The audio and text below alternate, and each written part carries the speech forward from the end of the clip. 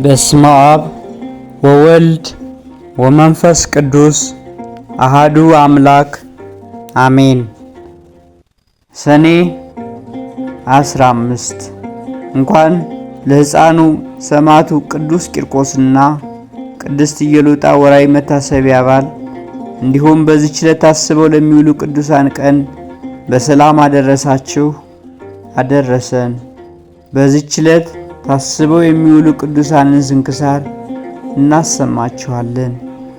የቅዱሳን ገድል በራሱ ጸሎት ነው፣ በረከት የምናገኝበት በቅዱሳኑ ተጋድሎ የምንማርበት ስለሆነ የተከበራችሁ ቤተሰቦች ከጀመራችሁ እስከ መጨረሻው እንዲያደምጡት እንመክራለን። ሐሳብ አስተያየታችሁንም በኮሜንት ላይ አስቀምጡልን። እናመሰግናለን።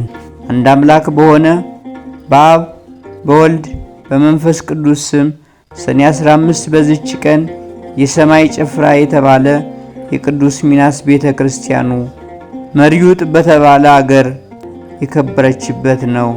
ከዚህ አስቀድሞ የቅዱስ ሚናስ ሥጋ ተሰውሮ ይኖር ነበር። ጌታችንም ሊገልጠው በወደደ ጊዜ ምክንያት አደረገ። ይኸውም እንዲህ ነው። የቅዱስ ሚናስ ሥጋው ተደፍኖ በሚኖርበት ኮረብታ አቅራቢያ በጎችን የሚያረባ አንድ ሰው በጎቹን እየጠበቀ ይኖር ነበር። ከዚያ እረኛ በጎች ውስጥ ደዌ ያለበት አንዱ በግ በዚያ በኮረብታው አጠገብ ባለ የጉድጓድ ውሃ ተጠምቆ ወዲያውኑ ከደዌው ዳነ። እረኛውም አይቶ አደነቀ። ሌሎችንም ደዌ ያለባቸውን አመጣ። በዚያ ውሃም በታጠቡ ጊዜ ሁሉም ዳኑ። ከዚህም በኋላ ይህ በቦታው ሁሉ ታወቀ። ደዌ ያለባቸውም ሁሉ እየመጡ አፈሩን ከውሃው ጋር አንድ አድርገው ለውሰው በመቀባት ወዲያውኑ ይድኑ ነበር። ምክንያቱ ግን አላወቁም። በዚያ ውሃና ባፈሩ በሽተኞችን እንደሚያድን የዚያ የበግ ጠባቂው ወሬው በሮሙ ንጉሥ ዘንድ ተሰማ። ለንጉሡም የቁስል ደዌ የታመመች ልጅ ነበረችው። ወደ በግ ጠባቂውም ላካት። እርሱም በጎቹን እንዳዳናቸው አዳናት።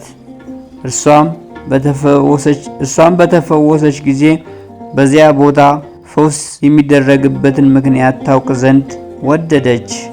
ከዚህ በኋላ ቅዱስ ሚናስ በሕልም ተገለጸላትና ሥጋዬ በዚህ ቦታ ተደፍኖ ስለሚኖር እነሆ አስቆፍረሽ ታወጪው ዘንድ እግዚአብሔር አዞሻል አላት። ከእንቅልፏም በነቃች ጊዜ ቅዱስ ሚናስ እንዳዘዛት አደረገች። የከበረ ሥጋውንም አወጣች። በዚያም ውብ የሆነች ቤተ ክርስቲያን ሰራችለት። ንጉሡም በዚያ ቦታ ከተማ እንዲሰሩ መኳንንቱንና ሹሞቹን አዘዛቸው። ታላቅ ከተማም ተሰራች፣ ስሟም መርዩጥ ተባለች።